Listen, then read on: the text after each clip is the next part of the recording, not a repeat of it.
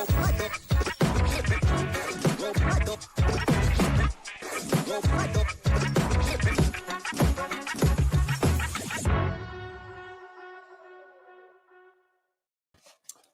to the Week 18 finale, the grand finale. It's not really the most look forward to finale, though, because we're going to be back with you all throughout the playoffs, and those games are going to be infinitely more entertaining, exciting, compelling than what we're going to be seeing a couple games on Saturday night and then into Sunday and Sunday night, although we do end the season with hopefully one of the best games of the season when Detroit takes on the Minnesota Vikings. We're going to be getting to some of those best bets with you guys on that game in particular throughout the course of the show, because we're going to be bringing on Pam Maldonado to talk her favorite bets in the prop market, in the sides and totals market. We're also going to be bringing on Joe Gibbs, who's going to be discussing some of the referee angles for a couple of the biggest games that we have, including that Sunday night football game between the Vikings and the Detroit Lions. So stay tuned to that. If you guys are watching along with us on X, we are also streaming live over on YouTube on our new Sharp Football Analysis channel that we started up this year. So go over to Sharp Football Analysis, subscribe to the channel, see that we're streaming live. You can jump into the chat, and actually we've got a new streaming platform. I don't know if this is going to look different to you guys right now or not. I'm going to see if I can see the comments. I can see the comments here. So there's a new tab I have to go to see the comments, but I'm seeing your guys' comments. If you guys want to add to the show, you can comment there on YouTube, and we will see your comments, bring them up on the screen as well. So this is a brand new streaming platform. This is the very first show that we're utilizing it. Hopefully the audio and video quality is going to look a little bit improved, but feel free to share your comments on that. See if you're getting a better picture than you were previously, but we're moving potentially to this platform permanently. This is kind of a trial run before the playoffs get here. So obviously we're going to hit some of these big games. Before we do that, though, I do want to mention one quick, couple quick notes. The first one is a lot of these rogue coaches are potentially screwing their owners. And while we might like the thought of that, these owners really need to button up the ship a little bit here, because some of these coaches are costing them millions. Let's talk about this.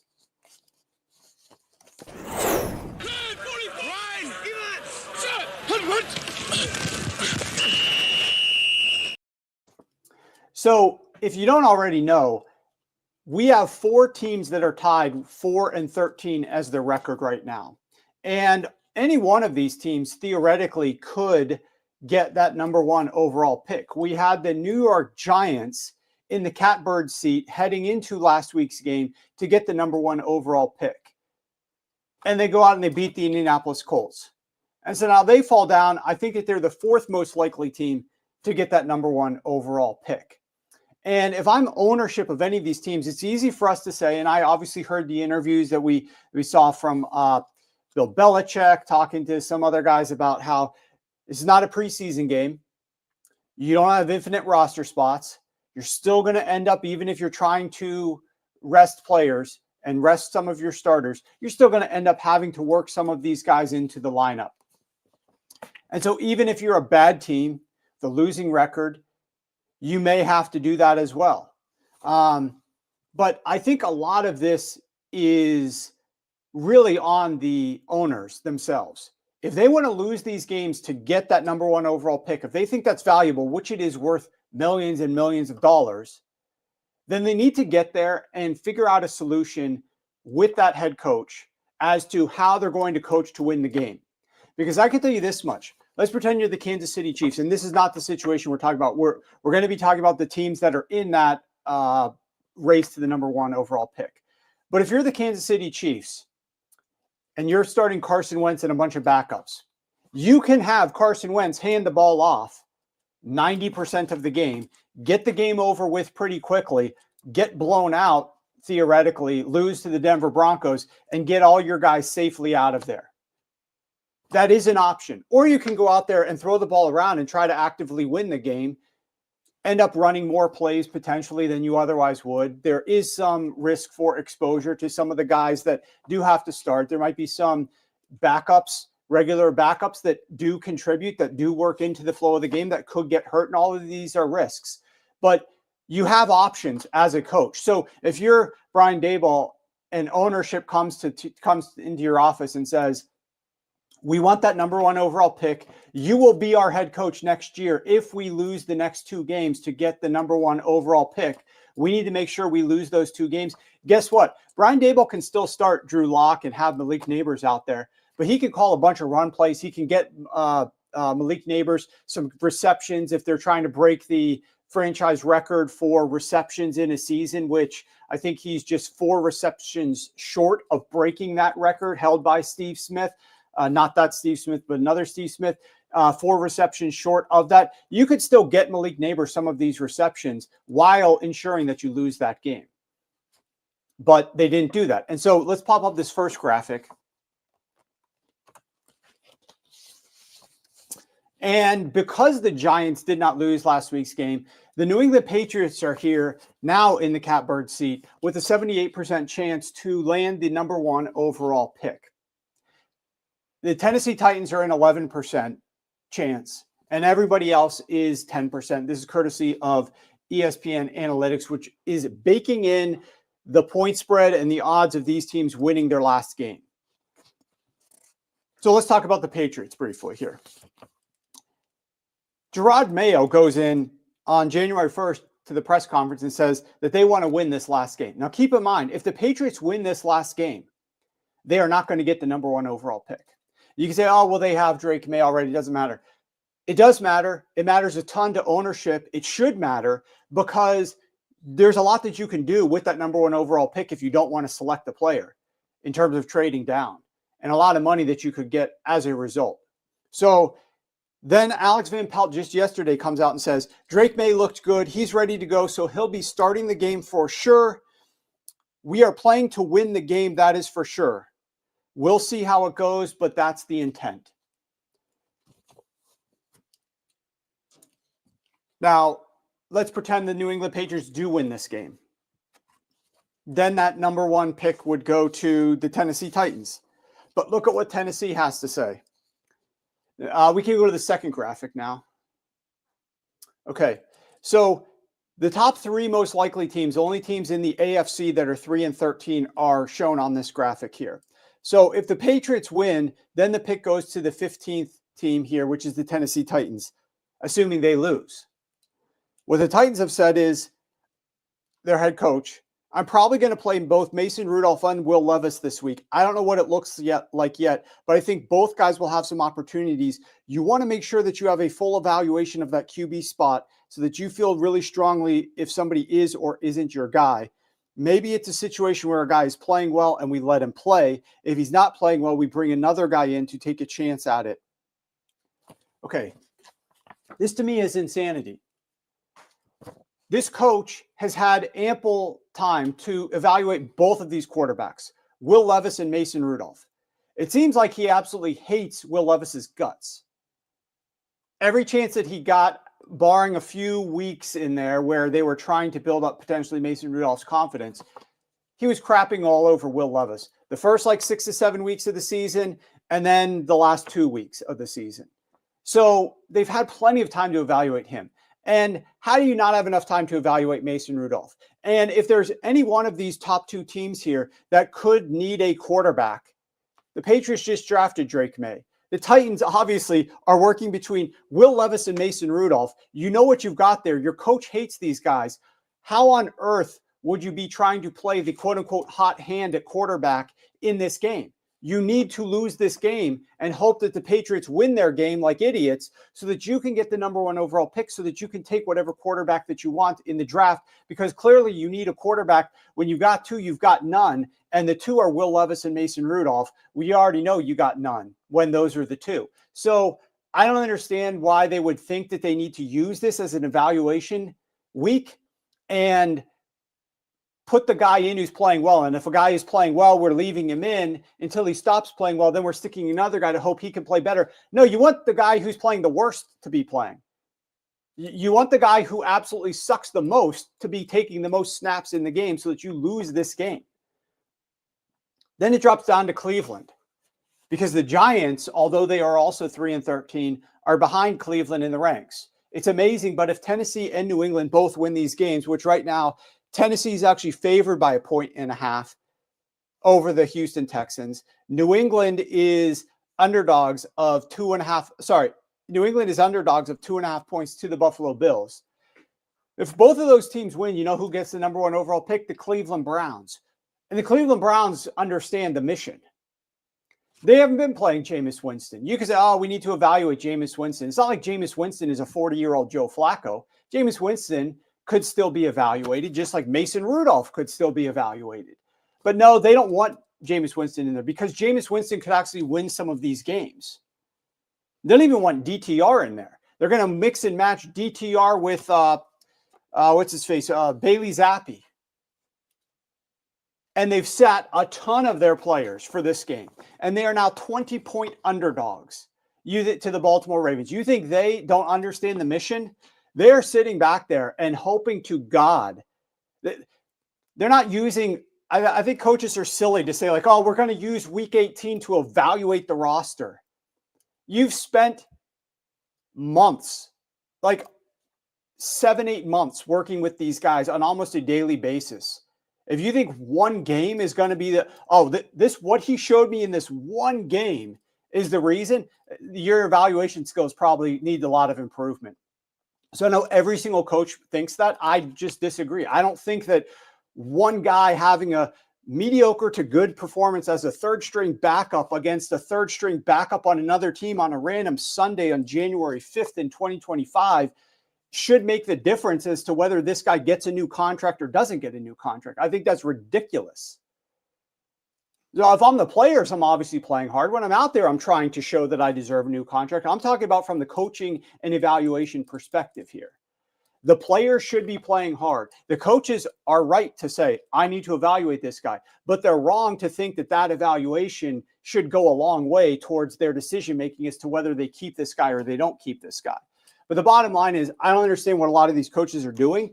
And if what they're saying publicly is at all how they're going to actually coach these games, owners need to get in here and take this bull by the horns and rear this thing back and make it so that these teams are coaching to lose these games. So you could play whoever you want to play, but the play calling is what dictates wins and losses almost as much as the players do.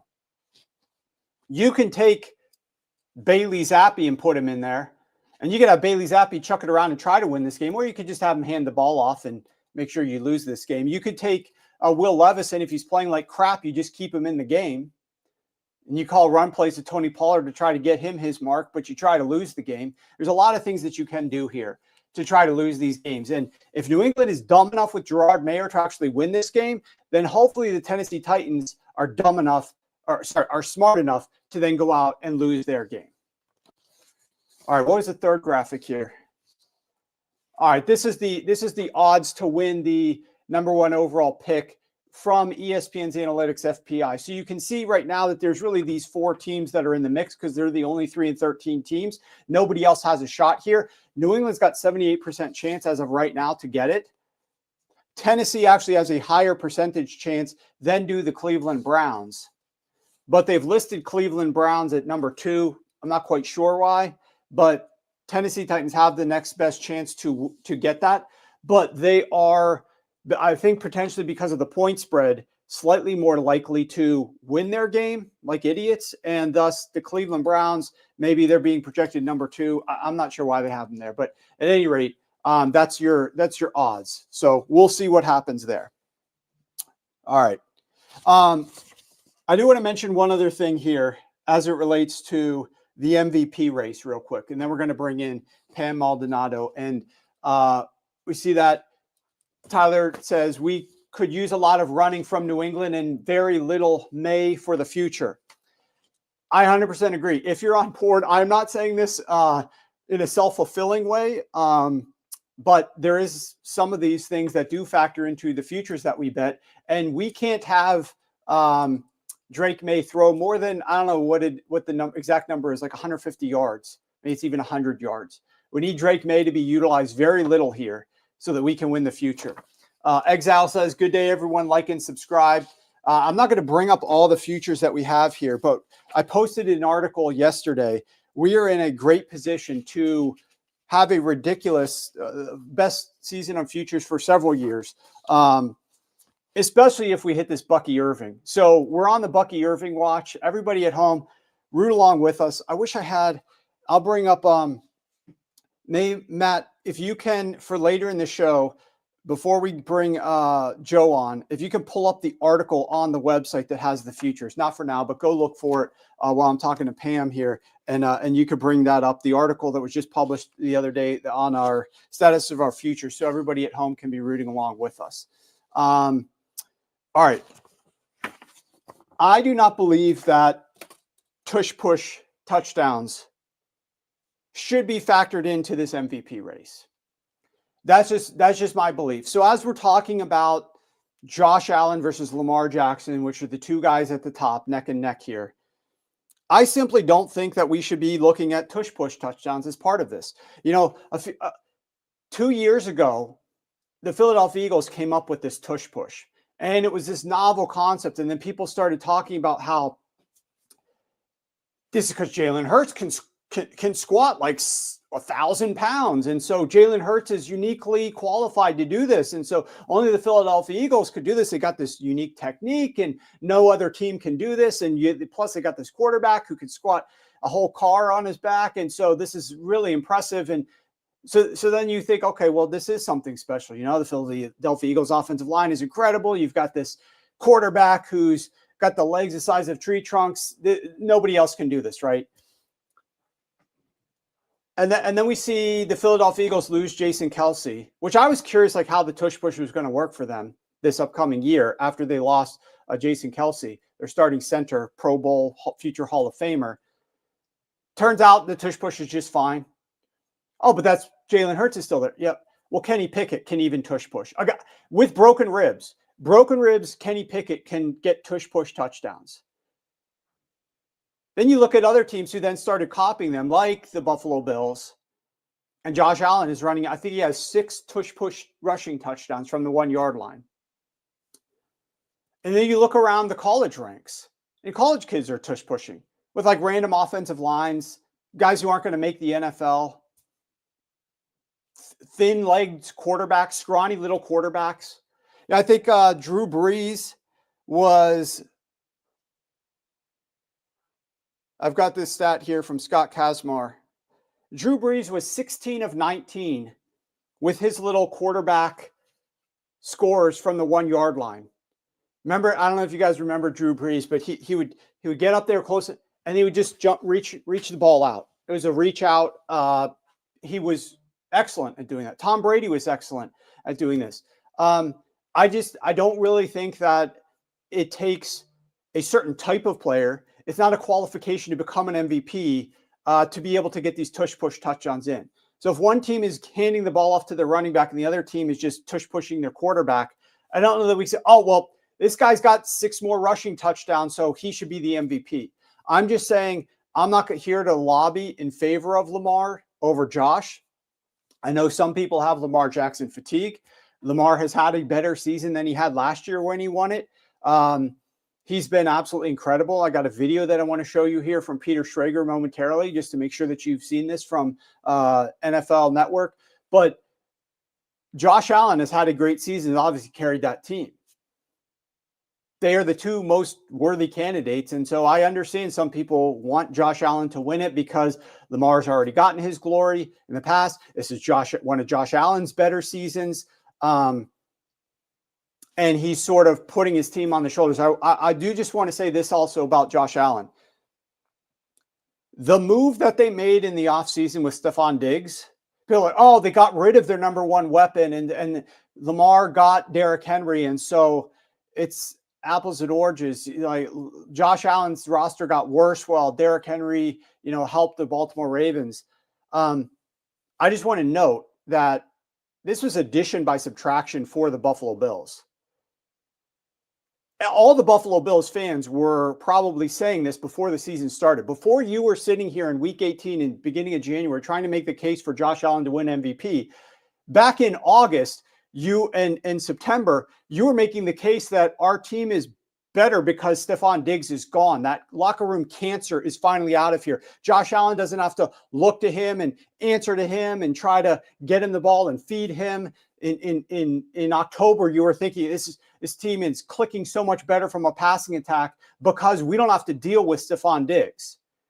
So you even believed yourselves that this was addition by subtraction. Now you're using that as an argument to say, oh, well, we lost Stephon Diggs, so we've overcome so much more. You knew that was a positive for you guys, though, to help your team. So again, I'm not trying to say anything there, but I do want to bring this up. Let's roll the video of Peter Schrager breaking down Lamar Jackson's season from a passing perspective, particularly as it relates to the interceptions. Yesterday, while I was going down this rabbit hole on the Josh Allen, Lamar Jackson MVP debate, I discovered an eye-popping number looking at the stats. Lamar Jackson has thrown 442 pass attempts this season, and he's only thrown 4 interceptions. That is 1 interception per every 111 pass attempts. I was so blown away by this number that I had to tweet about it. I had to do it. I had to go to X. I wrote this. What is perhaps most impressive about Lamar's MVP caliber season is that he's thrown 442 passes and only 4 have been intercepted. The best pass attempt to interception ratio of all time, with a minimum of 440 passes, is actually held by Aaron Rodgers, who in 2018 somehow threw 597 passes and only 2 interceptions. But look at Lamar's 2024. If you're looking at the pause this here real quick. All right. I wanted to pause this here real quick just to bring something out to you, just to raise your awareness for one thing. There are so many people that love to throw jabs at Lamar Jackson as a passer, can't win these games or whatnot. Look at this graphic. Just take a minute and look at this graphic. He's up there with Tom Brady and Aaron Rodgers in terms of the passing touchdowns with a low interception rate. All of those seasons, those players won the MVP. This is why you don't see Lamar Jackson in 2020 when he was the unanimous MVP up on this list. This is from a passing perspective. If you're just looking at touchdowns and interceptions, the greatest year of Lamar Jackson in the NFL. And it's going to get even nuttier when you look at these 4 interceptions that he threw. But I just want to raise your attention to that all of these seasons from these future Hall of Fame quarterbacks, 2 of the very best that have ever played the game, that have ever spun the ball. You watch like the way that Aaron Rodgers throws the ball. You can say what you want about the last several years from Aaron Rodgers, but back in these time periods, 2021, he's still even on there. But in the 2014 season, Tom Brady in 2010.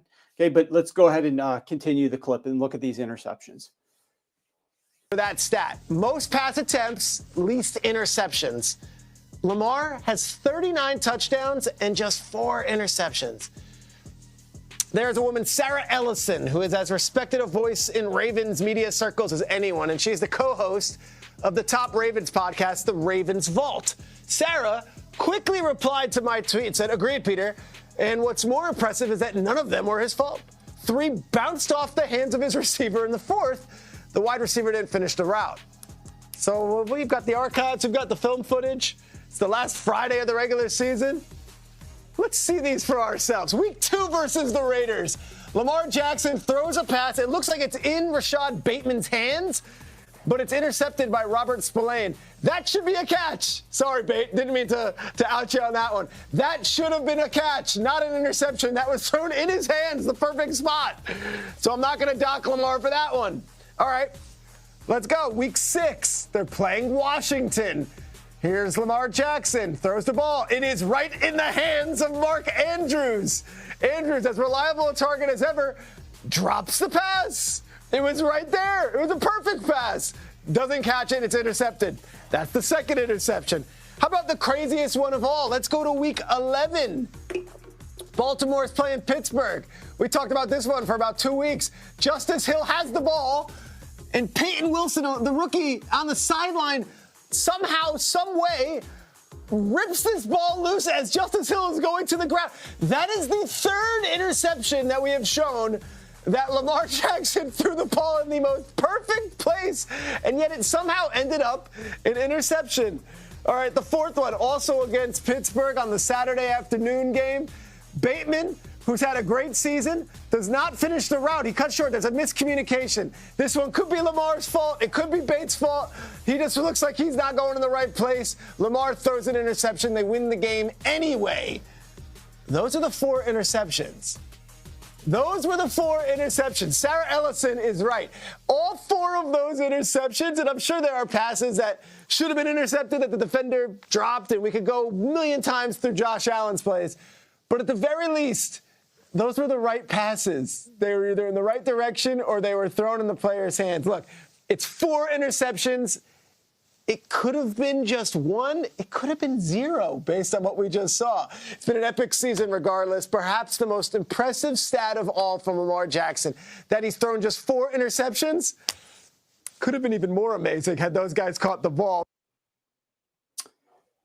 So I hope that, I don't love taking other people's content, but I do like highlighting their content. Obviously, credit to Peter Schrager and the reporter who observed these 4 interceptions as being what they are. So we're actually elevating this content. I thought that was remarkable, seeing that. And now we haven't analyzed, like Peter said, all of Josh Allen's interceptions. We also aren't looking at the rest of these guys who could be there and what their interceptions look like. But this is just simply echoing the sentiment that Lamar Jackson has had an outstanding season as a passer of the football. Not to mention that his rushing is better than what it has been. His rushing of the football, we bet his over rushing yards this offseason. One of the reasons was he lost a bunch of weight. He tried to get into better shape, and he has been making that pay off on the ground. So he's delivering more in the ground game than he has been the last couple of years. He's delivering more accuracy and improvement as a passer as well. And you can still look at the weapons that he has in terms of who he's throwing to. And we aren't seeing like ridiculous players, right? Zay Flowers is having a great season, but I'll leave it to other people to try to evaluate the wide receiving core of the Bills versus the Baltimore Ravens. Yusuf Cockbain has an interesting comment here about the rest schedule. I want to highlight this for you guys. I was going to bring it up on this show, but this is not the analysis show. That's on Tuesday. This is more of the picks show. So we're going to get into that here and bring Pam on. But I do want to mention that I have looked at the net rest edge schedules for this year, because obviously I'm kind of the guy who brings this up in the off season and makes a big deal out of it when the schedule is released. And I just want you to know that a lot of the teams that are at the top of the NFL in terms of the best records are also the teams that have had the best rest this year. And trust me, I will be highlighting this on the Tuesday show, and honestly beating my chest, but making a point about this on the Tuesday show about the rest edge. It's not a end all be all. And I never use that as the end all be all for betting teams in the futures market, but it is a big issue. I don't know that I agree with, has Allen done more with less? I don't think Allen has done more with less. I think Allen's receiving core is better than Lamar's, but that's just my opinion. I'm not sitting here, though, analyzing it guy for guy because I don't have a vote in the MVP race. I'm not really committed to it. I'm just throwing some of these points out there about Lamar Jackson as it relates to this discussion. And actually, I was invited to go to be interviewed to discuss the case for Josh Allen in the MVP by a reporter in Buffalo. And I couldn't do it. I declined it because I think there is a case to, he's not going to like what I have to say about the tush pushes. And I think there's a big case to be made for Lamar Jackson. So I'm not saying I would vote Lamar over Josh. I'm just saying this is a coin flip, in my opinion. The odds are saying it's Josh Allen's race. I think that there are legitimate reasons why it should be Lamar's. And I don't think I can make a strong enough case for Josh Allen to win it, except for the fact that people are tired of Lamar and Josh is having a really good year and his team is doing really well with the 13-3 record. And they've won a lot of games against some really good teams, but they also are playing in a division that's having its worst year in recent memory as well. with the Dolphins missing Tua for some time and being terrible at 8-8, the Jets being 4-12, obviously the Patriots bringing on a rookie quarterback in Jacoby Brissett to start the season with only 3 wins. So it's not like they're running through a gauntlet, whereas the AFC North, say what you want about the Cleveland Browns being terrible of late, that's not because they were planning on being terrible. They thought that Deshaun Watson could help improve this team. They had good players around him to start the year. They were expected to win a lot more than 3 games. And of course, you get the Bengals, who are 8-8, with a lot of their losses being very unfortunate, but a good overall team, a great offense. And of course, the Pittsburgh Steelers, who are sort of coming back down to the level that we thought they were. They were never that team that was like the number 1 seed in the AFC North with like a, what was it at one point, like a 10-3 record or something like that, coming back to earth. Okay. Speaking of which, I think we are going to be talking about the Pittsburgh Steelers. Great segue. Let's bring on Pam. We're going to be talking about the Saturday night game with Pam Maldonado. You can see her X. Make sure that you guys are checking her out over there, following her on X. Pam, let's talk a little bit about this Saturday night game between the Cincinnati Bengals and the Pittsburgh Steelers. Right now, the Cincinnati Bengals are favored by only 2 points against the Pittsburgh Steelers, although the game is in Pittsburgh, so it is a road favorite situation for the Cincinnati Bengals. You have a bet on the side, and you also have a player prop that you like for this one. Break it down for us. I do just want to say that all I heard for the last 15 minutes was back Lamar Jackson to win the MVP. So bet placed plus 250. You called it a coin flip and you want to give me plus 250. I'm in. So I'll start with that. And then, yes, let's go into the Bengals at the Steelers. I do like the Bengals -2 in this one against the Steelers. And then the prop that I love is Joe Burrow over 2.5 passing touchdowns at 120. This game, it is a divisional clash. It's week 18. What I did for week 18 was I focused on the teams that have something to play for, even if it's just one side, because a lot of the teams are already eliminated. So I'm focusing in on who has an incentive, not in the prop market, but who has an incentive to continue on into the postseason. This is a divisional game, but it has a lot of playoff implications and contrasting team trajectories. The Bengals playoff push. This is a do or die situation with them. They're 9-7. They're clinging to their playoff hopes. A win against the Steelers is essential for them, but it's definitely not enough on their own. They need team help from other teams. They also need the Dolphins to lose and for the Jets on Sunday, and the Broncos to lose to the Chiefs. But moral of the basis of this is, you mentioned all of the reasons. I saw it in the comments. Joe Burrow is having an amazing season. And absolutely, this offense is elite. He's in phenomenal form right now. And at the heart of Cincinnati's resurgence is Burrow. His recent performance, nothing short of spectacular. MVP worthy, some would say. 8 consecutive games with 3+ passing touchdowns. 12 passing scores in the last 4 games alone. Why I love his prop is because they are so focused on airing it out that they've kind of eliminated the game. 2 rushing touchdowns in that same span, highlighting just how important Burrow has been to this offense. Consistency makes the over 2.5 passing scores at plus 120 super enticing. If this was if it was like minus 110, minus 105, I wouldn't be as engaged with this option, but because it is plus money, I think it's a definite risk worth reward option.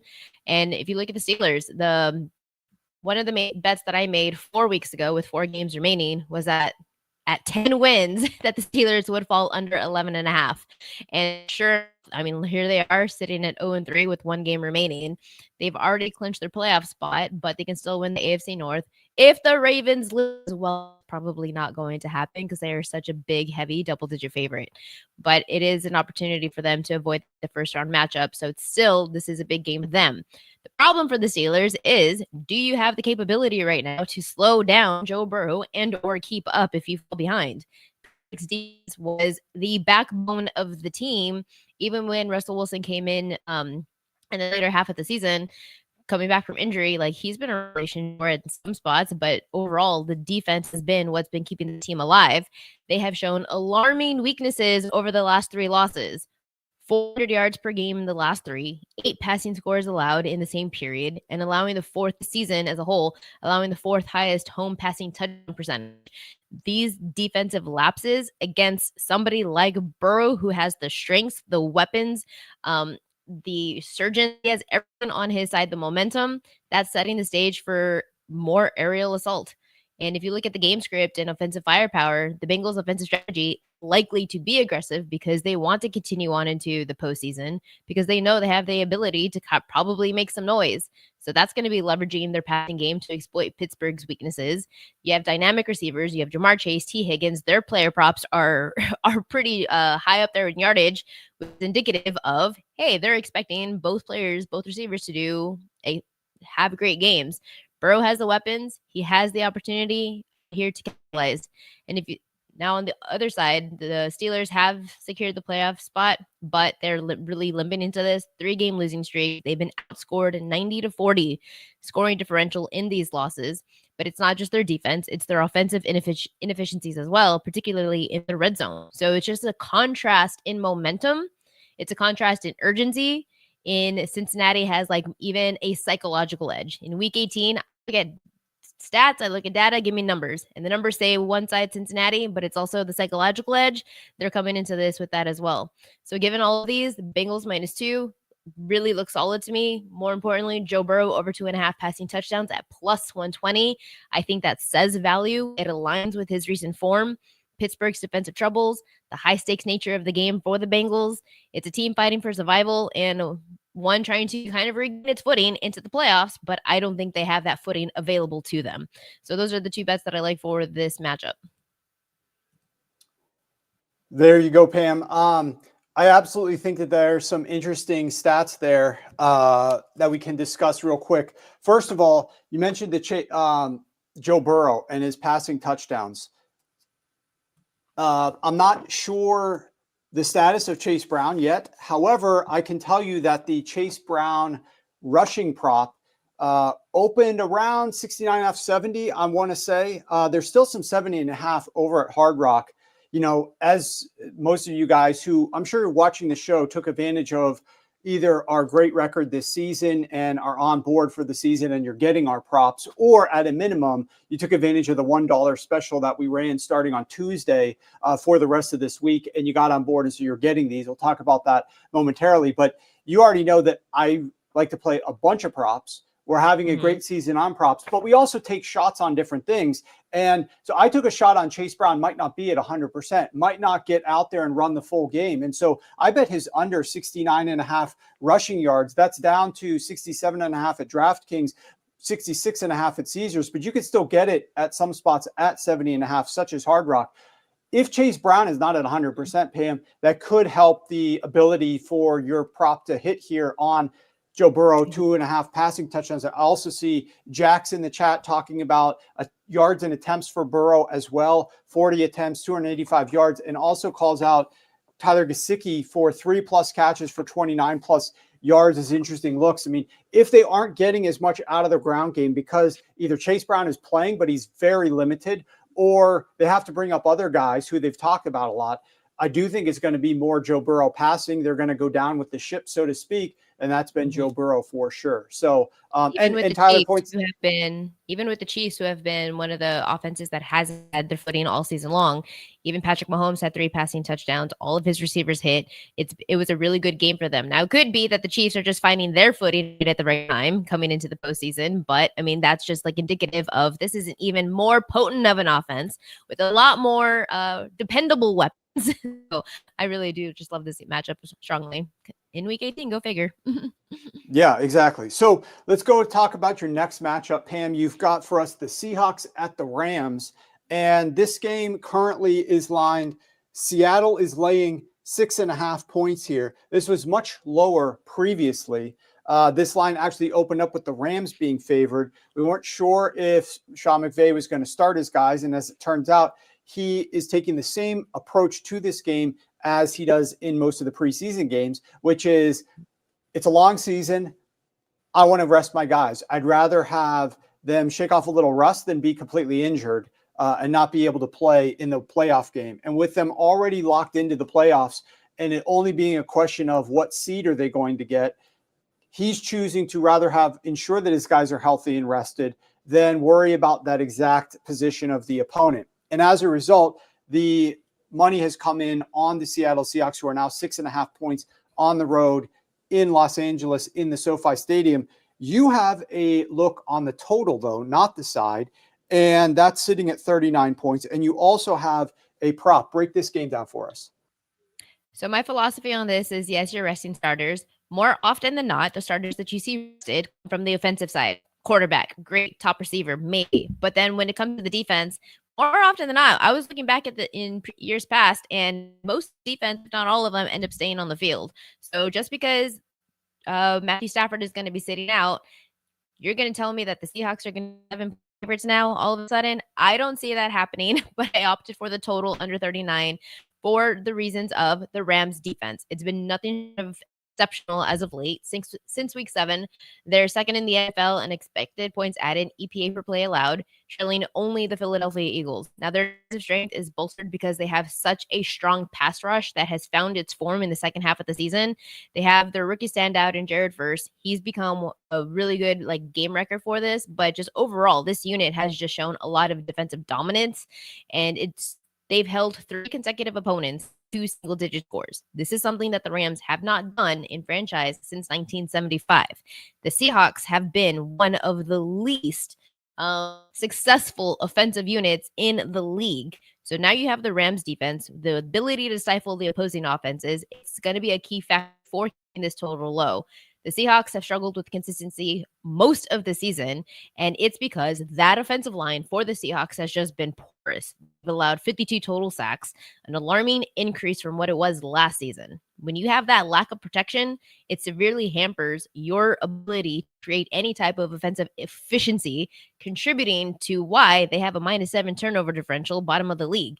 Now, Geno Smith, he is a good quarterback, but he can only do so much. And when you have such a bad offensive line, well, that's led to him throwing 17 interceptions because the lack of time to make decisions in the pocket, it's making it hard to break through the Rams' defensive wall. It's going to be an uphill battle. 6.5-point favorites simply because he's not going to be playing. Okay, cool. But the offensive line is still trash for the Seahawks. How does that affect the game total? I see a lot of punts, stop drives. I do want to point out that somebody sent me a DM on Instagram, on Twitter, asking, okay, well, I saw that there's a player incentive for Geno Smith. He needs 3 touchdowns to hit something like $6 million or something. Don't you think the team's going to ball out for him? You have to still look at the matchup. I did player prop incentive parlay. I was probably one of the early ones to do something like this a couple years ago. And I purposely left off Russell Wilson, who was playing Seahawks at the time. He needed 2 passing touchdowns, but he was going up against the Rams. And the Rams at the time had one of the best passing defenses. I think they had allowed at the time the lowest passing touchdown percentage in the league. So just because a player needs something, it's a lot of money on the line, you still have to look at if the matchup is favorable, and this matchup is not favorable for Smith, who has not shown that he has the ability to kind of ball out. And now you're going up against a much better defense. Injuries have also been an issue for the Seahawks, but overall, I just see that this is going to be a lower scoring game. If you do take out the offense for the Rams, that helps with the total. The Seahawks offense has already been struggling. The defense from the Rams, I see a combination of sacks, turnovers, downs, punts. I think that's what we're going to see mostly see from this matchup. So yeah, under on 39 seems like a solid wager for both teams at trajectories. The prop that I liked for this one was Jason Myers under 2.5 total extra points to be made. Because if you want to kick an extra point, you need to score some touchdowns. It's simple math. So if I don't see any scoring coming from the Seattle side, then where are the extra points coming from? With both teams struggling in different aspects, Seattle's offense faltering under pressure, the Rams focusing on their defensive skills, the likelihood of extra points are going to be diminished significantly. So during the recent 5-game win streak, the Rams only have given up 9 total touchdowns. 6 of them came from the Bills. So they've only given 3 touchdowns in 4 games. And now you have the Seahawks offense that has been inefficient all season long, being plagued by injuries, doesn't have an offensive line. And now you want them to all of a sudden flip the script and say, I'm coming out for 3 scores. I don't see that happening, which is why. And now it makes sense that Geno Smith's touchdown incentive is 3. And now his total points for the extra points is 2.5. That makes sense to me. But I'm not buying into that bait that just because you have $6 million on the line, this is not a good matchup. The under on 39 and Jason Myers under 2.5 total extra points. defensive standout is going to be what sticks in this game. That I don't know if that person in the DMs with you on Twitter is accurate with what they're suggesting. People in the chat, let me know if you see anything different. But what I am seeing from Geno Smith's incentives, he has a chance to earn $6 million in incentives. $2 million is for them to have a 10-win season, which they will get if they beat the Rams.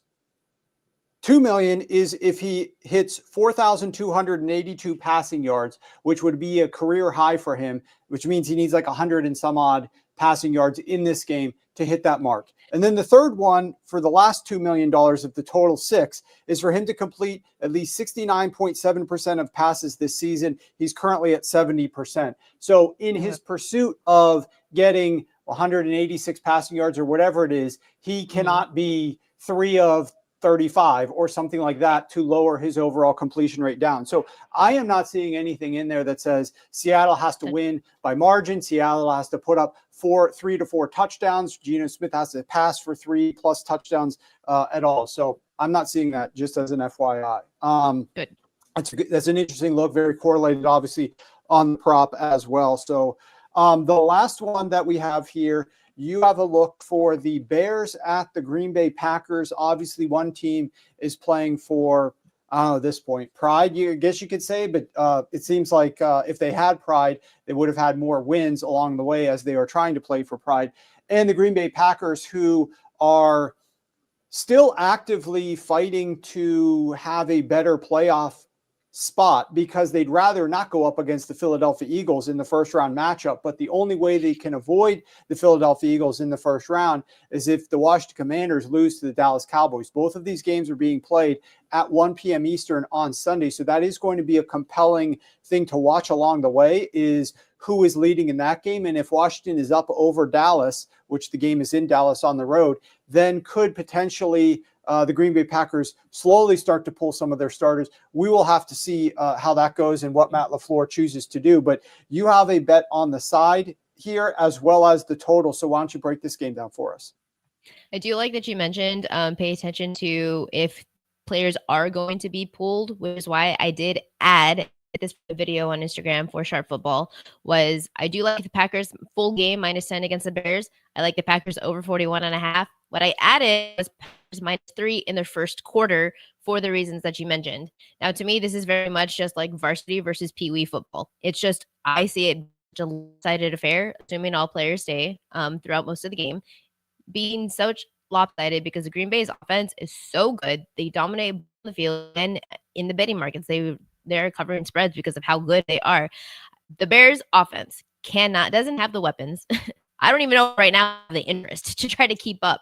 But Chicago has been struggling to get out of the gate, failing to score first. You talk about it every single week. There we go again. Chicago did not score first, and they haven't done so since week 12.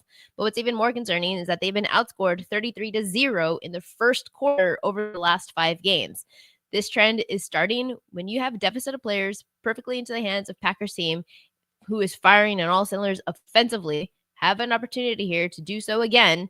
Eventually, maybe in the second half they sit, which is why I like Packers -3 in their first quarter against the Bears. Offense, nothing short of explosive. And in their game against the Saints, we saw it. They scored on 6 of their 9 possessions. They have shown consistency throughout the season, the ability to move the ball at will. Jordan Love, he has been efficient under center. I really love seeing his progression.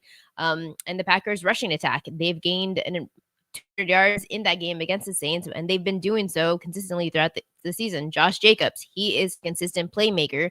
He finds the end zone. He scored 6 straight games.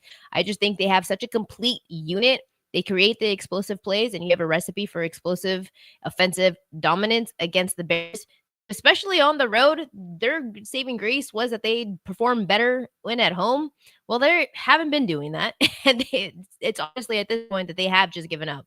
But the Packers' playoff motivation, you mentioned how crucial it is here. A victory can help them into the postseason. But I do like the Packers at -10. This line did open at -9, and now it's up to 10. I'm okay with that movement because I don't see the Bears scoring maybe even like 14-ish points max. So the over under on this is 41.5. And I truly believe that the Bears defensive struggles, they're 25th in total yards allowed, 27th against the run. These are just very attainable numbers for Green Bay to hit. So assuming that all players play a full 4 games, full 4 quarters, or most of it, they can cover the 41.5 on their own. The Packers could potentially hit this total, maybe sit some players.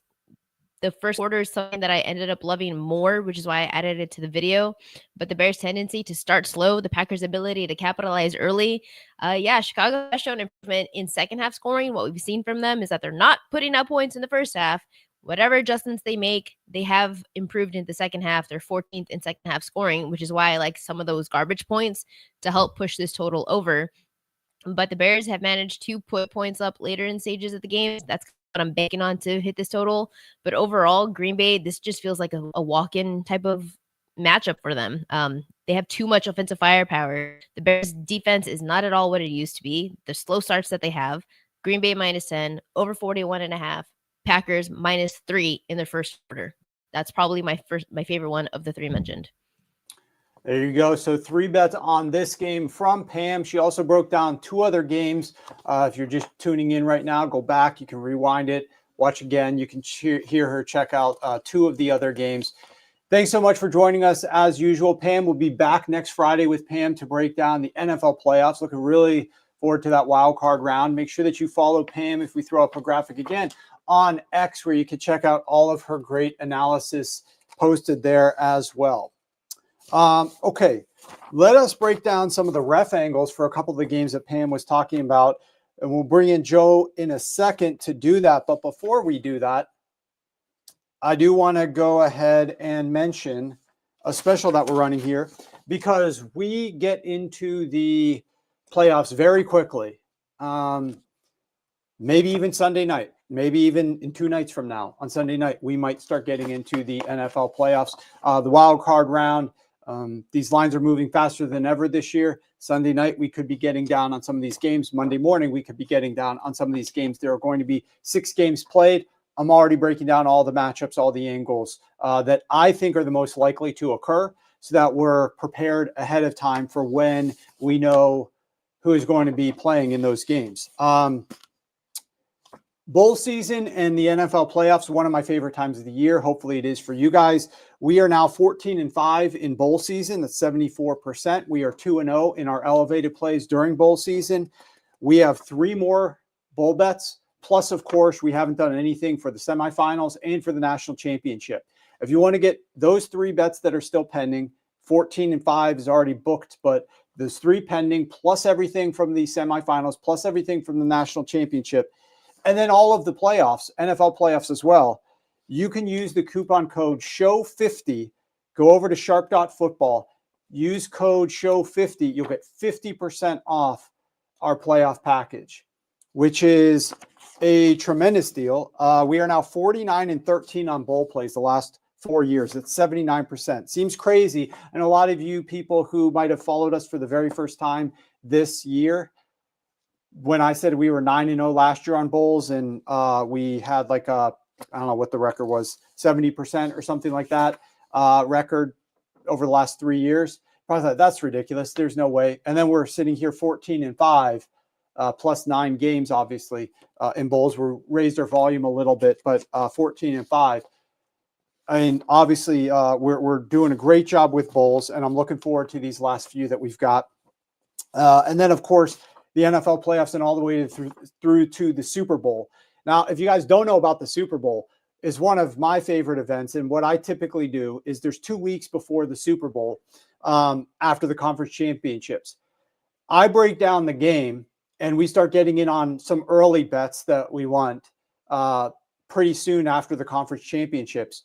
But I am writing a detailed analysis, and it turns into, I like to say, a 30-plus page report, Super Bowl report. Last year was 70 pages. And I get it to you a week before the game starts. So you'll have it at the end of the first week. And then I go down to the Super Bowl, wherever it is. I say down because it's in New Orleans this year. So I go down to the Super Bowl, and I spend the week leading into the Super Bowl live at the Super Bowl. But you have the report in hand prior to me leaving town. So when it was out in Vegas last year, the same thing every single year. So you got this report that you can spend a day pouring through because you got plenty of time, and it's got all the angles that you're going to need to uncover some great prop bets. That's included with this as well, this report. And I literally spend a full week working on this. I take a lot of pride in it. It's just like this book. You see the, well, that wasn't good. You see the book that we do in the off season. Last year, this thing was 550 pages. I just work hard. I love what I do. I love breaking these games down. I do the same thing for the Super Bowl. So if you're interested in any of that, write it down, show 50, go over to Sharp Draw Football, and you can purchase our postseason package at 50% off, and you'll get the rest of the college playoffs, the rest of the college bowls, and everything in the NFL playoffs. And you better do that sooner rather than later, as in today or tomorrow, because by Sunday, we're going to start firing, and you don't want to miss any of that action. Okay, let's bring in Joe Gibbs, and we're going to be talking about the Bengals at the Steelers with John Hussey.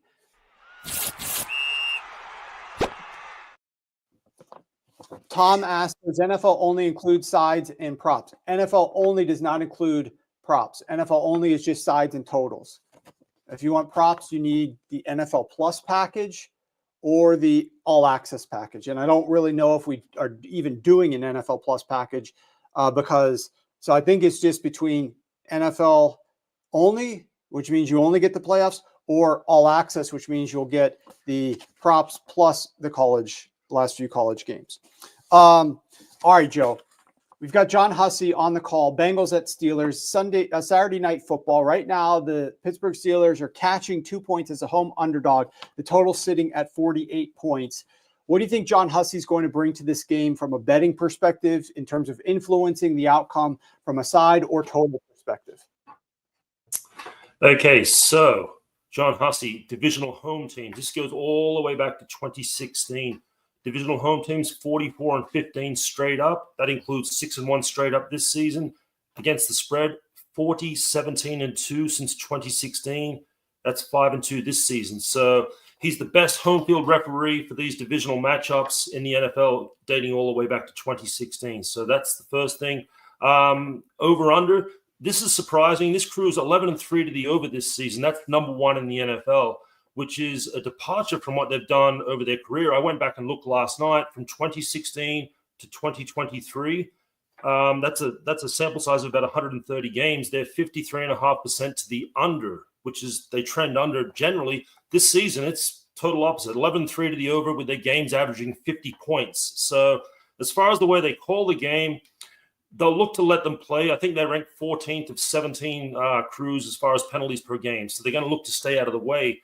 But when they do call penalties, there's less of an emphasis on the offensive holding false start combination and more of an emphasis on the defensive holding, defensive pass interference combination, which probably leads to some overs, which is why they're 11-3 to the over. The teams themselves, the Bengals, number one, tied with the Vikings as a beneficiary, the Bengals offense, beneficiary of automatic first downs via penalty. And the big driver of that is defensive pass interference penalties. They co-rank number one with the Bengals and the Rams in that category. So throwing the ball down the field, getting those beneficial flags, automatic first down, 17, 18, 23 yards of field position. Steelers, they're the number one beneficiary of roughing the passer penalties this season. But here's the thing. The Hussey crew doesn't call that a whole lot. They ranked last this season. And if you go back to the start of the 2020 season, only the Bill Vinovich crew has called fewer roughing the passer penalties than the John Hussey crew. But they make up for that with excessive unnecessary roughness penalties. So not a lot of roughing the passer, but they will call unnecessary roughness. And on these primetime games, that penalty does get called more so than in a regular Sunday day game. So keep an eye on that. And here's the other one. Discipline penalties, and we've seen it the past few weeks with these taunting, unsportsmanlike conduct type penalties with, showboating after a big play or after a touchdown. This crew is one of those crews that will call those penalties. Unsportsmanlike conduct, going all the way back to 2018, no one's called it more than the John Hussey crew, and they've ranked number one 4 times over that time period. So, a lot of things here point to the Steelers as far as just being a great home field advantage referee. I wrote about this game. I went with Cincinnati. I mean, they're running hot right now. I think Pittsburgh's just completely beat up. It's been a murderer's row. Eagles, Ravens, Chiefs. Now, they do get a bit of an extended rest here, so that's an advantage. And I'd just like to see Cincinnati win, and then maybe gives us some drama on Sunday afternoon with the Broncos game and the Jets and the Dolphins. But those are the numbers with that game.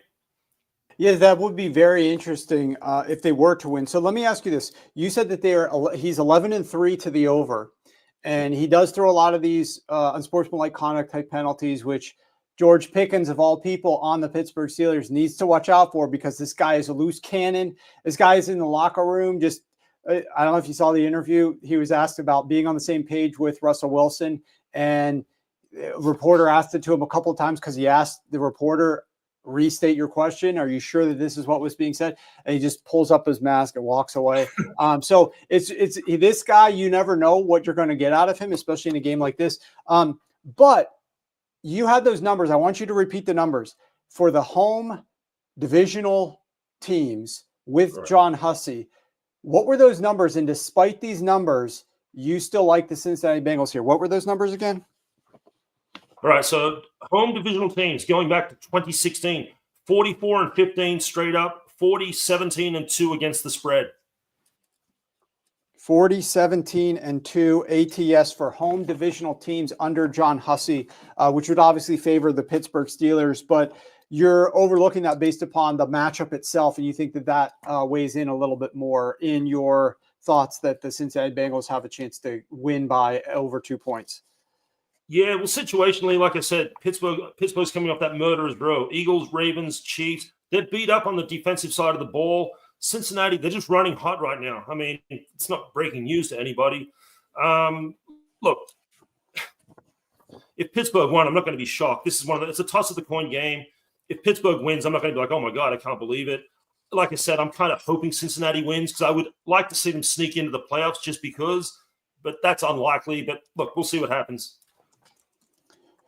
Indeed, we will. It's going to be a great game. And then we're going to conclude the weekend with another great game. Sunday Night Football, the Minnesota Vikings and the Detroit Lions for all the marbles for that number 1 seed for a first-round bye. I don't think the NFL, the NFL guys, they tried to plan out the schedule. I don't think they could have gotten a better Week 18 conclusion to the season if they tried. They have to be doing backflips in the league offices there in New York when they realized that they could get the Vikings at the Lions with this much at stake. The one thing, Joe, that's going to give me a headache is hearing Chris Collinsworth talk ad nauseum about how the Detroit Lions didn't rest anybody last week and how it's so risky, but Dan Campbell rolls the dice and he's got the big cojones to do stuff like that. And he's just going to never let off that talking point. But this is undoubtedly going to be a great game. Why don't you break down what Brad Rodgers brings to the table on Sunday Night Football between the Vikings and the Lions, and whether his tendencies lean towards one of these two teams or something on the total? Okay, so let's see here. So should I do it like this out of a tribute to Dan Campbell, like this with the covering my mouth? So Rodgers, this is his third. This is interesting. Third straight Week 18 game that the Lions have had with Brad Rodgers officiating. I looked it up. It kind of caught me by surprise. So 2016 at Green Bay. 2022 at Green Bay. A 2016 Lions win at Lambeau on Sunday Night Football. Last year versus the Vikings, a 30-20 Lions win with Brad Rodgers officiating. And then this year, hopefully they can make it 3 in a row with Rodgers.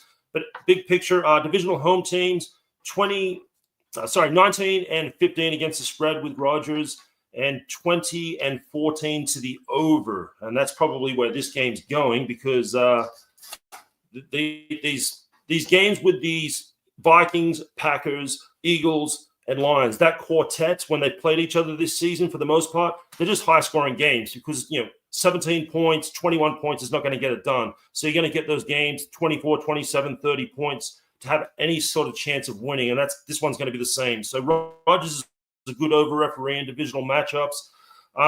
As far as the teams themselves, the breakdown, this is big. Pre-snap penalties, Vikings ranked 6th in the NFL. The Lions ranked 32nd. They're the efficiency team as far as penalties go. They're always playing from ahead of the chains. The Vikings, that's their weakness here, especially the interior of the offensive line. And if that Lions crowd can get loud enough, you get a few delay of games, false starts, illegal shifts, that extra 5 yards that it pushes the Vikings offense back, that 5 yards could be big, and the Lions defense is going to need all the help they can get on Sunday night. Again, Vikings, I mentioned this with the Bengals, they co-rank as beneficiaries of automatic first downs, number one in the NFL. And again, defensive pass interference, that's the big thing. That's the big driver. You throw the ball, automatic first down, you pick up the 15, 18, 21 yards of offense. Lions defense ranked second, surrendering automatic first downs via penalties. So that's a problematic matchup for the Lions. The good thing for Detroit is only 20% of these have come on third down. The league average is 31.8%. So a lot of these penalties, they give up automatic first downs. They come on first and second downs, which is not as punitive. The Rodgers crew, and this is interesting, on the perimeter of the field, they co-rank number one for defensive pass interference. They're also number one for offensive pass interference. So both sides of the ball, these guys are looking to throw the flag. No crew's called more offensive pass interference than these guys over the past 3 seasons. So keep an eye on that Sunday night. You're going to have big passes downfield, a little push off from Justin Jefferson or Amon St. Brown. So as far as the game itself, it's going to be high scoring. We all know that. I predicted 37-33 Lions, but, I'm just making a number up there. It could be 34-30, 31-28. I don't really know, but I do like Detroit. They're going to have to do what they did Monday night against the 49ers and play ahead of the chains, dominate time of possession. They did on Monday night, 34 to 26 minutes, and that's going to have to be the same thing again. Control the clock, play ahead of the chains, and, keep your defense off the field and minimize the exposure. Yeah, I can't imagine that environment. Exile brings up a great comment that home field should be booming on Sunday Night Football, potentially helping out a little bit more from a home field advantage. Now, the Minnesota Vikings have a great home field advantage themselves when they play at home because of the way that stadium refracts the audio back down onto the field, strategically designed to do that, to help make that crowd noise even more problematic for opponents. But we saw that Detroit Lions game in the playoffs, and that was obviously wicked last year. So looking forward to seeing this one and this spectacle out there. But you obviously mentioned those pre-snap penalties and those pass interference penalties seem like they could loom large. So if you guys are watching at home, take some notes. I mean, I'm taking some notes on my show sheet here from what Joe is sharing, but Joe also breaks these down over at sharpfootballanalysis.com. If you go over to sharpfootballanalysis.com and search for Joe Gibbs articles, you're going to find his analysis for these games, all the details that you need in terms of some of the key statistics that he thinks is going to impact these games as well as some others out there. But as it relates to this game, if you are seeing pre-snap penalties from the Minnesota Vikings, and they don't seem to be getting as many on the Detroit Lions, that may not necessarily be home cooking by the league and the refs. That is just the tendency of the Detroit Lions to be very disciplined, right, Joe, in terms of pre-snap penalties. And in addition, if you're going to see a lot of pass interference penalties, I'll be interested to see, Joe, these refs in some of these big games, they tend to swallow the whistle at times. And so will we see fewer DPI and OPI penalties, or do they still, even if they tone it down a little bit, end up throwing some of these theoretically game-changing penalties because that's just their tendency and that's just what they tend to pay attention to? Those judges on the side are paying very close attention to the grabbing and the tugging. I wonder, Joe, I'm just spitballing here. You tell me if I'm an idiot, but I think about these things. I wonder if they have more athletic judges on the side that can run down the field while looking at the action. And because they've got these athletic, fast judges, they can spot more of these things as opposed to some of the guys that are slower, or they run and they bounce and their eyes move and they don't really catch as much going down the field. I don't know if you ever thought of that. We need to do some 40 times or take some athletic testing scores for these refs. No. From the guys I've seen, they don't do that. It's some guys like 63 years old and he's sort of hobbling down the sideline there. But I've got some, as it pertains to not calling penalties, I'll say this for next week. I've got some great information as far as the playoffs and the reduction in false starts and offensive holdings in the playoffs versus the regular season. So we'll have that next week. Okay, perfect. That sounds great. we're looking forward to that already. So Joe Gibbs, you can follow him there on X. There's his handle if you want to go follow him. Check out his article up at sharpfootballanalysis.com as well. And some great stuff as usual. And obviously, I'm already looking forward to the postseason. Hopefully, you guys are as well when we get to break some of these games down with a little bit more purity involved. Both teams have something to play for. We got something to play for. We need to win, but hey, we also might rest our guys late if the score is up or if this game scoreboard watching is played out a certain way. We're not going to see any of that in the postseason. I love betting props in the postseason. I love betting sides and totals. And obviously, if you're a subscriber, you know we've been betting a little bit more props, higher prop volume this year than we've done in the past, and are absolutely doing really well from a props perspective. And I highly encourage you, once again, go to sharp.football, use that 50% off code SHARP50 to get 50% off the postseason packages. And do that soon. Because we're going to start getting on these games early. Now, with that being said, time to update our longest reward section of the show. Last week, I am going to grade us as 0-1 as opposed to 1-1. We took the Tua longest under, and I forget the other one that we took. Tua did not play. Subscribers then know that I also then came back as soon as it was posted and fired on Huntley's longest under, which is Tua's backup. I really wanted to play the under in that game, in the Cleveland-Miami game, due to weather conditions. So we took the under on Tua's backup in that one, which obviously cashed relatively easily. So we took clients did a better job, but I'm grading it as 0-1 because obviously I didn't give out longest for Huntley on here. I didn't go back in the notes for the show in the comments and post it. So we finish off 22-10 on the props I've shared with you this season, which is a very nice 69%. 22-10, 69% on the season. And you guys may know this when we did free week 9 or 10, something like that. I didn't do longest props during that section because everything was free. And I mentioned it on Tuesday, come in for free. You get everything for free. So we did not need to do that. This week is the same thing. I already released a bunch of longest props. I already released props because we did a $1 special for this entire week. And that was for everybody on Tuesday. You should have been on board.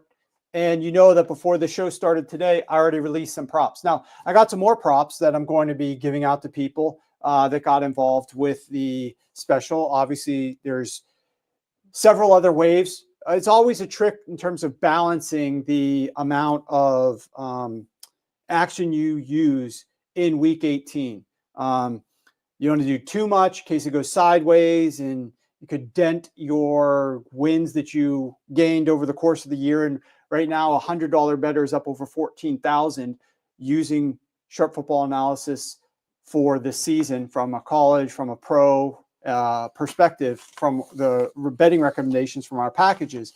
But you still want to produce every single week and have a winning record.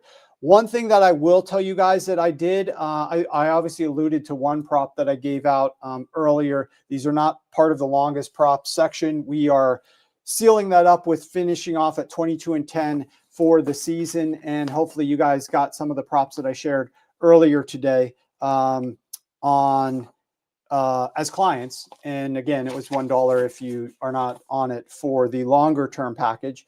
But, you know, I will just mention Sam Darnold in that game on Sunday night with his potential to run with the football.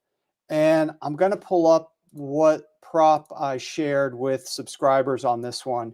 And I'm going to pull up what his current rushing yards are. If I can do that real quickly. I don't know what's going on with my...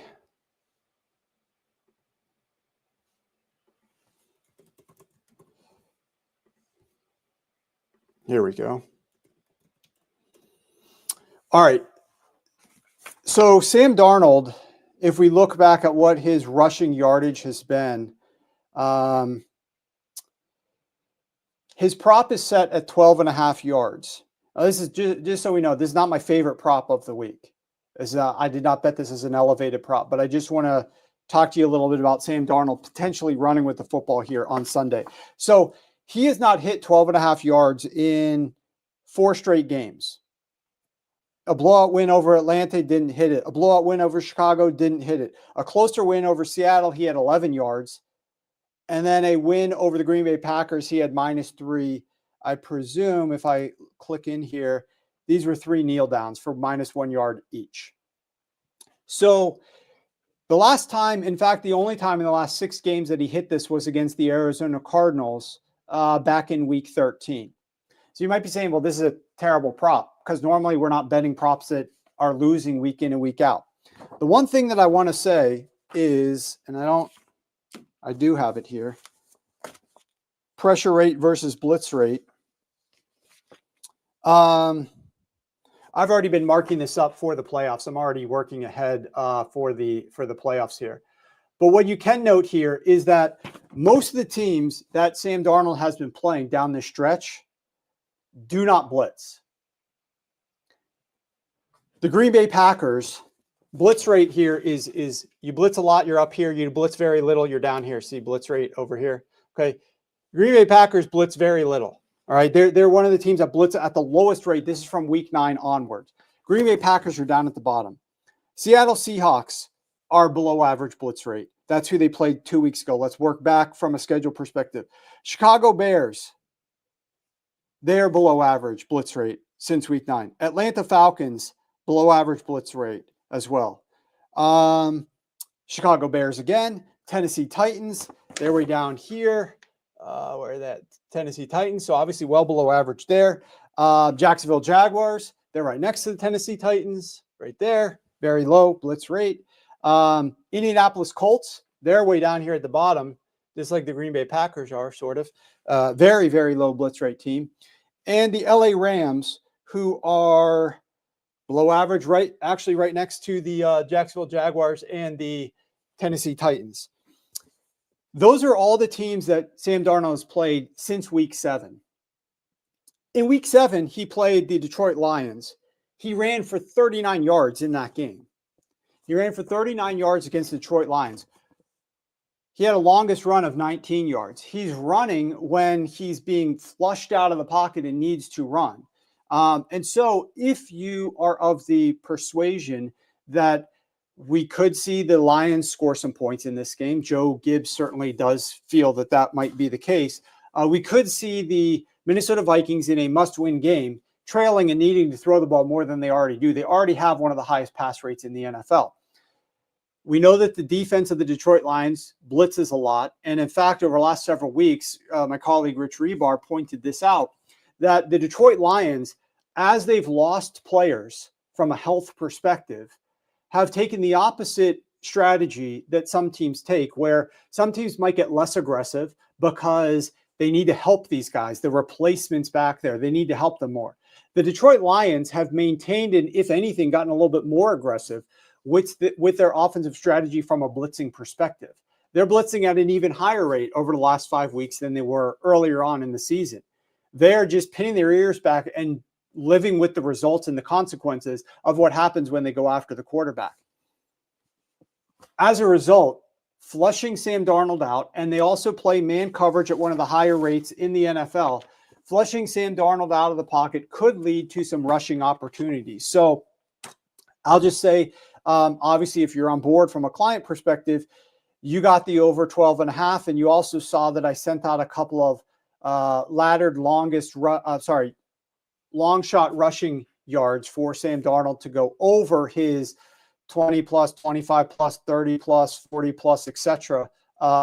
Rushing yards props. And it's not that I think that he's necessarily going to have 50 plus rushing yards at 16-1, but in a trailing game script with a defense that pressures as much as the Detroit Lions do, there is a world where that could happen. And so what I like to do, and I've been taught from a while ago, is to try to bet on things that may be correlated, might not necessarily be likely, but if they are correlated and certain things are going to happen, we could be looking to see more Sam Darnold running of the football here than otherwise would be expected. So again, not my favorite prop, but a prop that I shared and bet where we not only took the 12.5, but we also laddered it up some.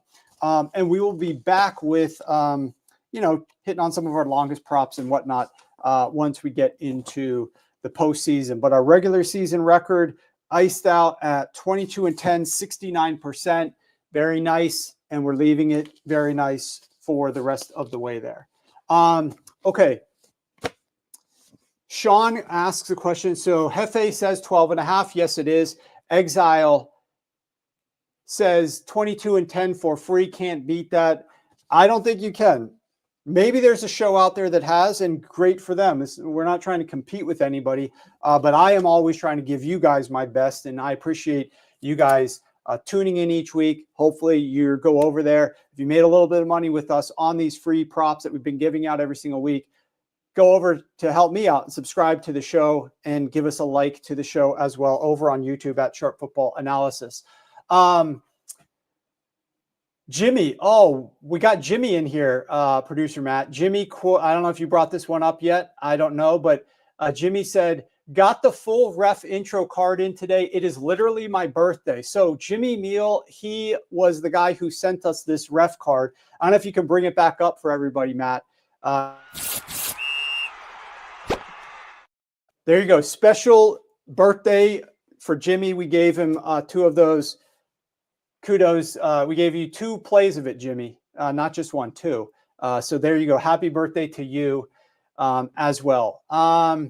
Sean Meehan asks, would you recommend playing Sam Darnold over 3.5 rushing attempts? So I'm looking back when he went for 39 in his first game against the Detroit Lions, which was back in week 7. He did it on 4 rushing attempts.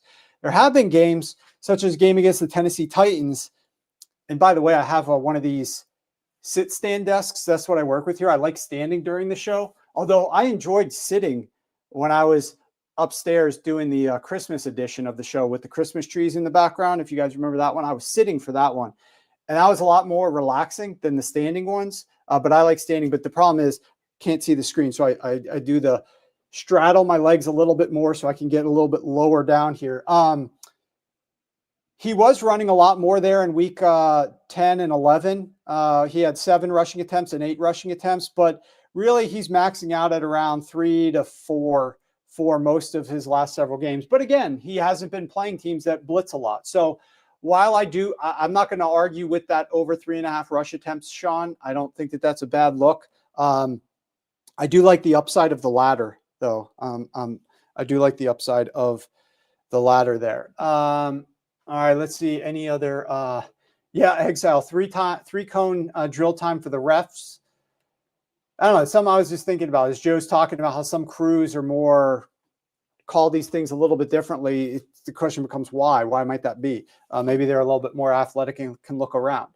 Darnold longest at 7.5 has gone over in 6 straight Lions games. So that is one of the ones actually, Brett, that I was looking at. If I was going to continue this segment, the longest segment for this game, that was definitely one that I was going to be contemplating.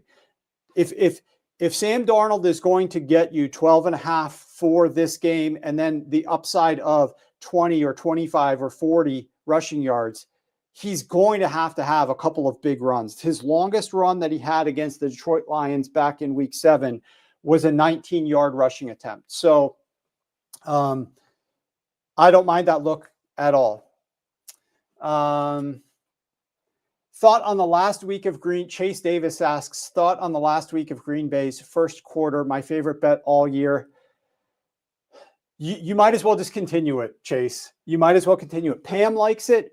I don't mind it either. I think that that's a fair way to play. Odds that they get the ball here to start the game are extraordinarily high. They have absolute motivation in the first and second quarter of the game. I still was critical about this coaching staff on the Tuesday show. If you paid attention to Tuesday's show, if you missed the Tuesday show, go back in the subscription, check out the live tab on YouTube, and you can see what I was saying about on the Tuesday show about Matt LaFleur. They lean too much into the run game. It's hurting the confidence of Jordan Love, the ability for Jordan Love to mesh and click with his receivers at a critical point in time when they're heading into the postseason. That was something that I think that they need to improve upon. We shall see.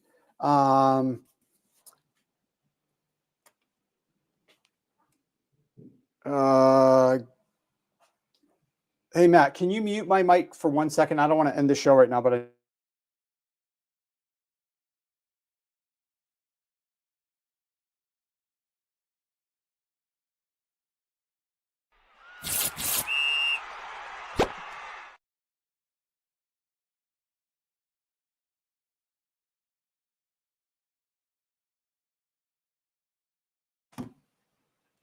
all right.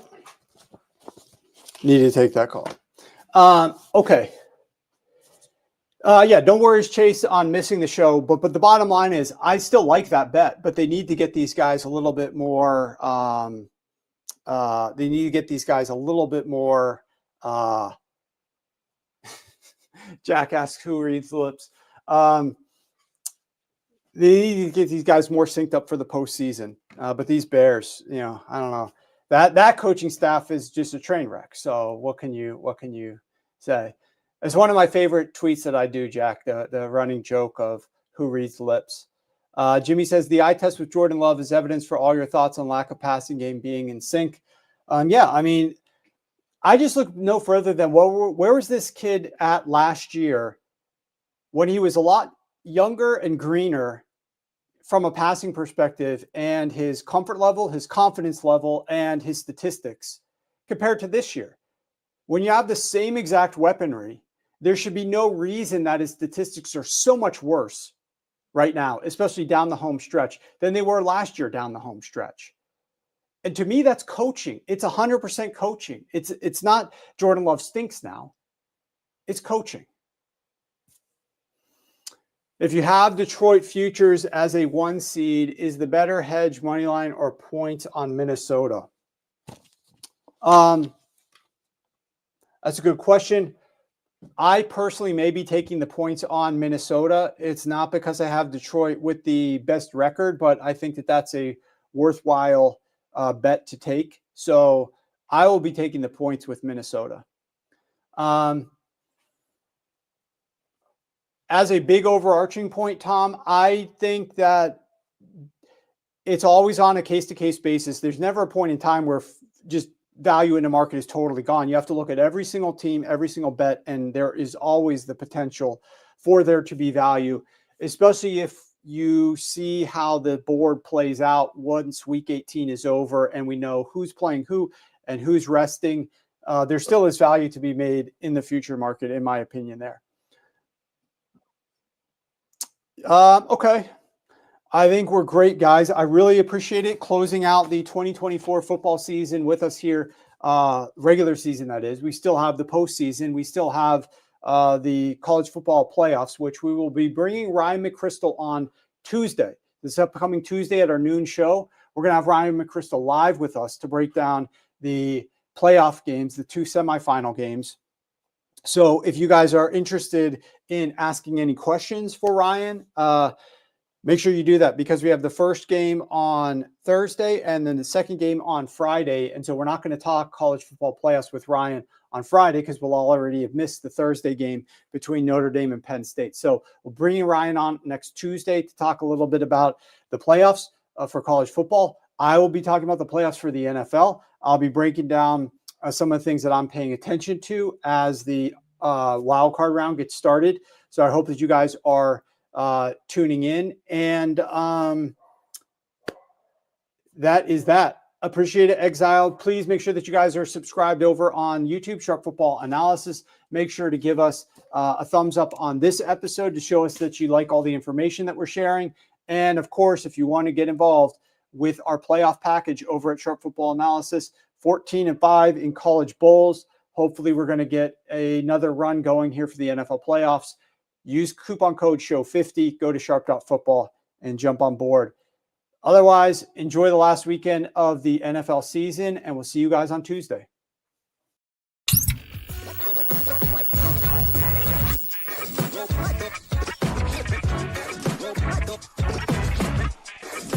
Go.